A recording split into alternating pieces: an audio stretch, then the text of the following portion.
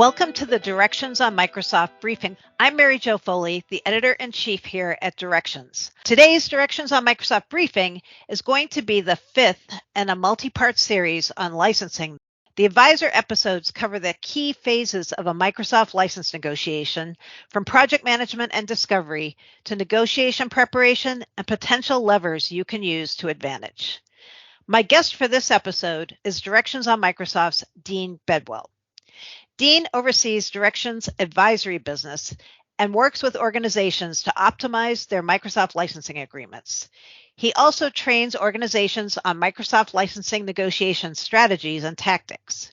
Today, we're going to be talking about concessions, Microsoft's customers, both. I want some definitions here. First of all, when negotiating a Microsoft Enterprise Agreement contract, Microsoft really only does two things.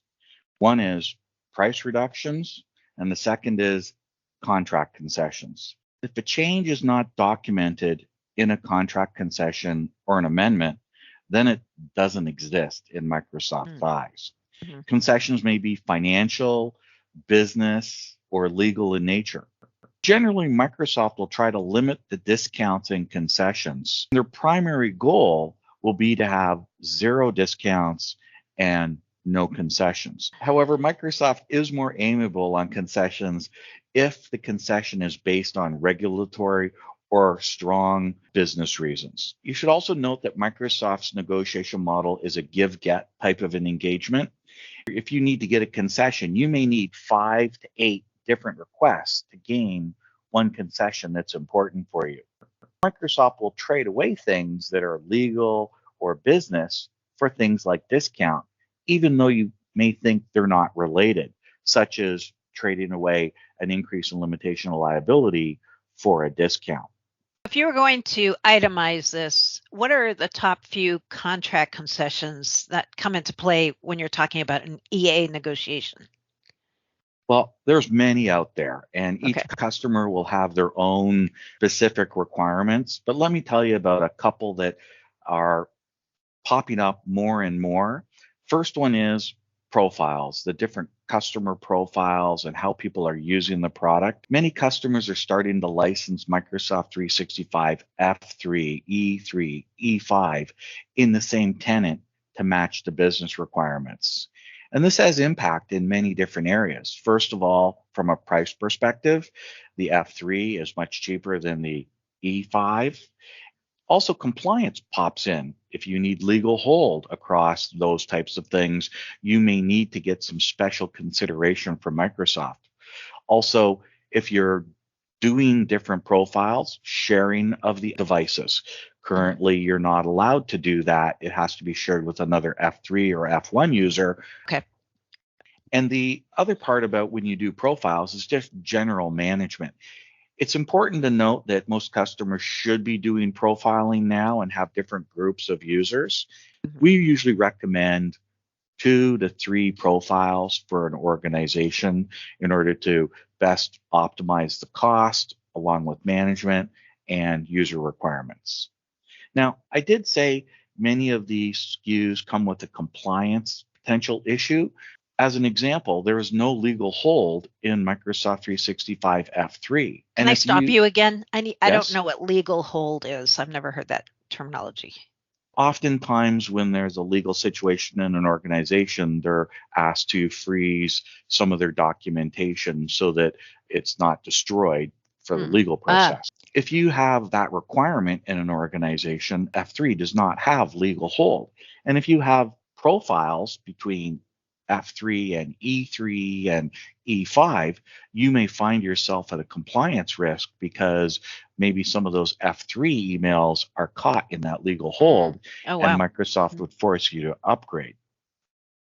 Another concession that we see is around cross-tenant licensing. Often many customers have multiple tenants, whether it's commercial and government, or maybe it's just business units with different tenants.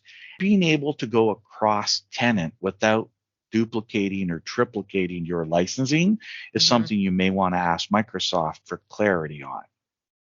Another concession that we see is really 2 concessions: ramp pricing and a non-standard term for the contract.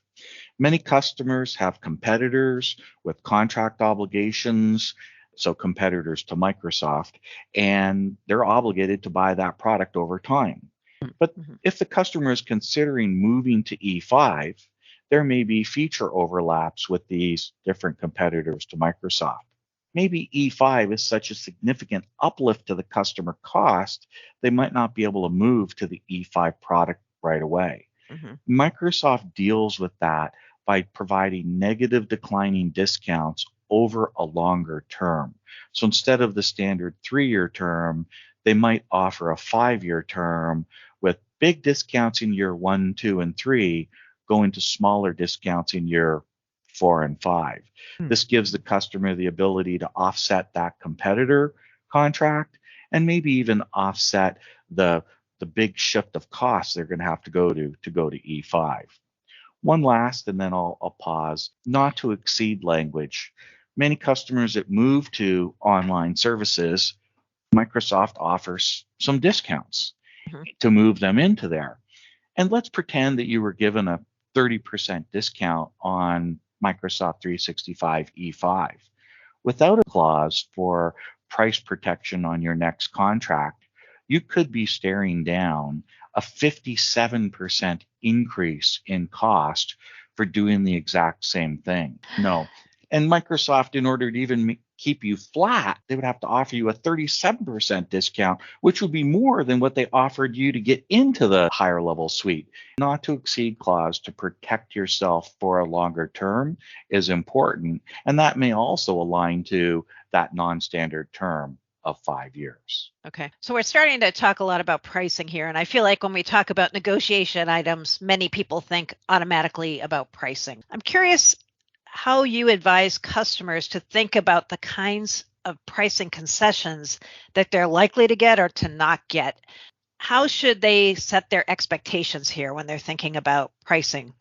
First of all, I would say that pricing is something that obviously every customer wants to drive some level of a better pricing. And the discounts that you get off of your programmatic level of level A, B, C, or D in the Microsoft contract should be applied to the term of the contract. That means if you have a 3-year contract, you're getting those discounts applied to year 1, year 2, and year 3.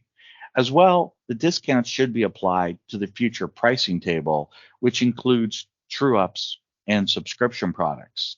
And this is maybe where a vendor can help you decipher whether you receive discounts on a true-up, because the true-up is really a prepay and you're paying a license plus some amount of software assurance for the future in order to use that product. It's very difficult to look at that price on the future pricing table and to say, was it discounted or not, Mm. because it's such a convoluted calculation. Now, I will share with you that discounts are one that Microsoft does not publish what they have and provide to customers for a discount.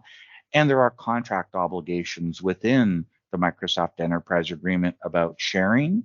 And you should often be leery about different vendors out there saying that they will do benchmarking because that is against the Microsoft contract rules. However, how we recommend discounts at Directions is really based on size and complexity of the customer. Are they moving to a higher level SKU? What's the, are they an iconic brand? What are the things that are important? And then we would recommend a discount based on a whole bunch of different parameters in order to go to Microsoft, along with the other concessions, because Microsoft does negotiate holistically, which includes legal, business, and pricing. Mm-hmm. I will say, I'll reinforce the message. You do want to ask for a not to exceed clause. As I mentioned briefly before, if you do not, you could be staring down a massive increase in the future years. Another pricing concession, if you are a larger organization, is that any net new products that are added to the enterprise agreement that are not previously on the enterprise agreement are added at a specific discount. Microsoft may decline due to their revenue recognition rules, but it is worth a request, at least for a trade-away concession. Another area that we talked about briefly when it comes to negotiation items is business concessions. So what does that exactly mean when you're talking business concessions, and what should customers be thinking about here when we're talking about that specifically? Business concessions are really anything that are not financial and not legal in nature. Microsoft does bunch all of those into just the concession bucket. But some of the concessions that we would recommend that are more business related, as I mentioned earlier, are non-standard term. Let's try to align the contract to Microsoft's fiscal year end, which ends in June, so that you could then negotiate when it means the most to Microsoft. Ramping of products over time. So instead of buying 100% of the product year one, maybe you buy course of time and you ramp over 12 months or 18 months or 24 months. That ramping in itself actually drives an effective discount. If you ramp a product over 24 months, that's like you getting a 31% discount based on the fact that you've ramped it over the 24 months. And that might be a way for you to help negotiate some pricing with Microsoft, saying, if you don't give me at least 31%, why would I move? I'll just ramp. And Microsoft does not like ramping based on the fact that there's risk. Yep. You could move to another product. You could ramp over a longer period of time. Another business concession is around license reductions.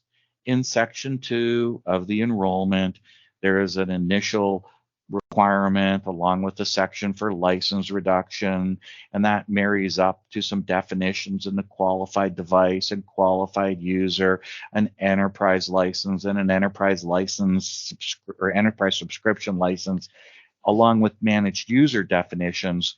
All of those are somewhat, let's just say, difficult to understand how they all weave together.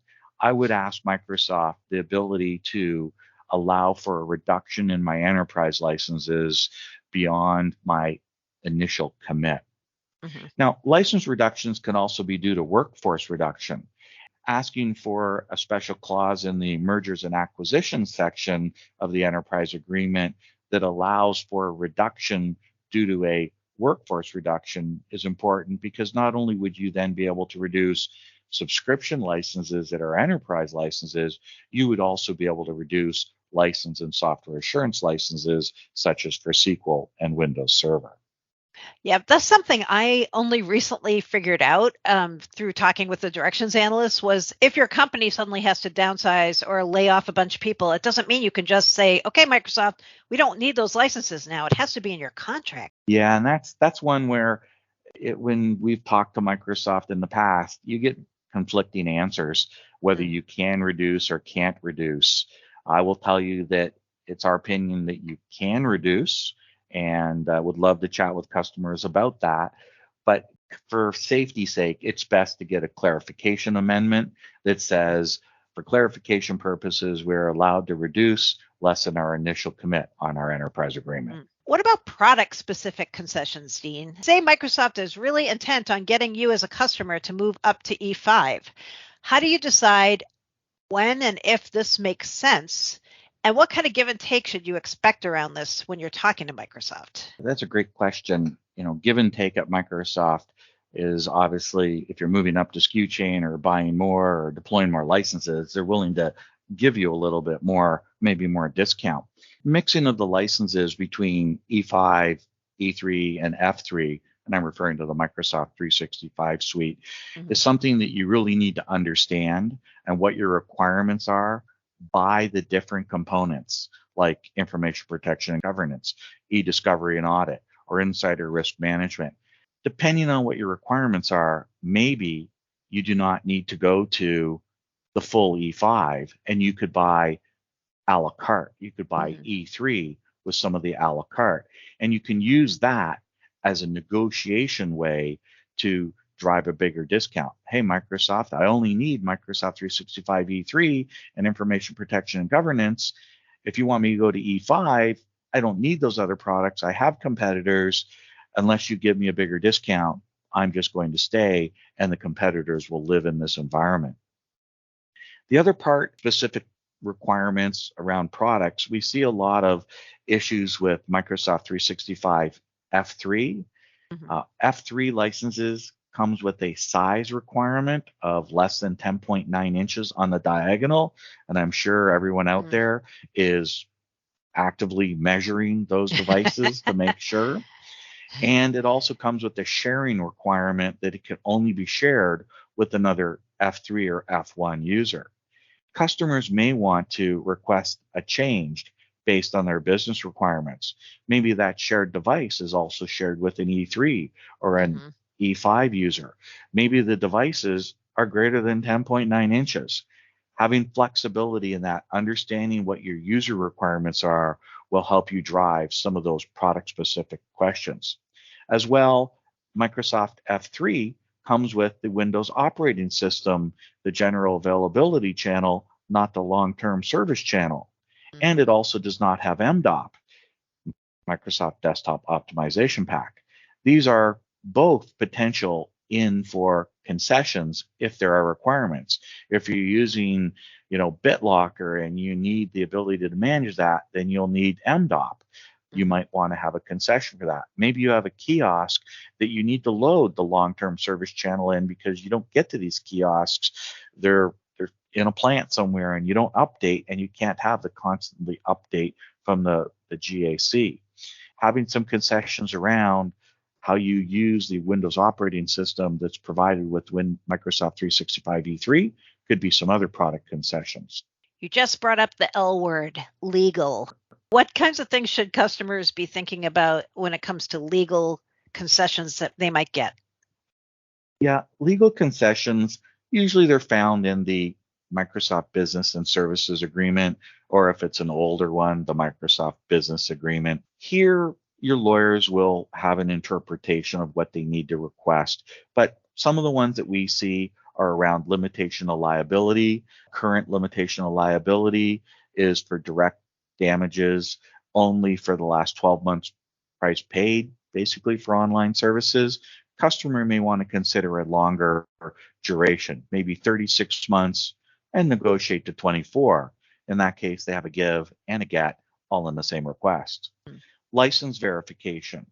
There's 3 paragraphs usually in the license verification section of the MBSA. It covers the right to verify, partner confidentiality, the fees, the penalties, if it'll be a self-audit. I would encourage the customers to look at the components of these to request some changes. Maybe you want to have the self-audit as a first course of action, not as at Microsoft discretion. Maybe you want to have the fees and the penalties that are applied to you where they're capped, or maybe the partner fee that Microsoft pays for a partner to come in also to be capped, or maybe not even to be included.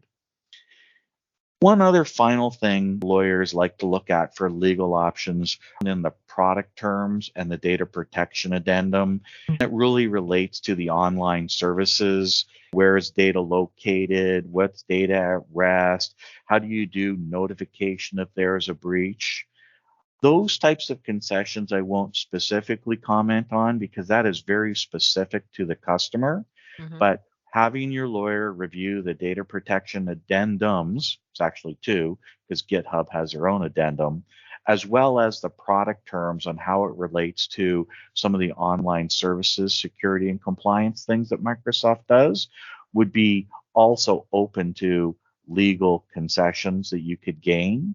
And if you are highly regulated or have certification requirements, those things are easier for Microsoft to provide concessions. So as an example, there's a financial services amendment if you're a financial services company, which allows you to get access to some of the audit information that Microsoft has. Depending on your industry, depending on your requirements or your regulatory, you can gain some legal requirements a little bit easier than some of the business requirements.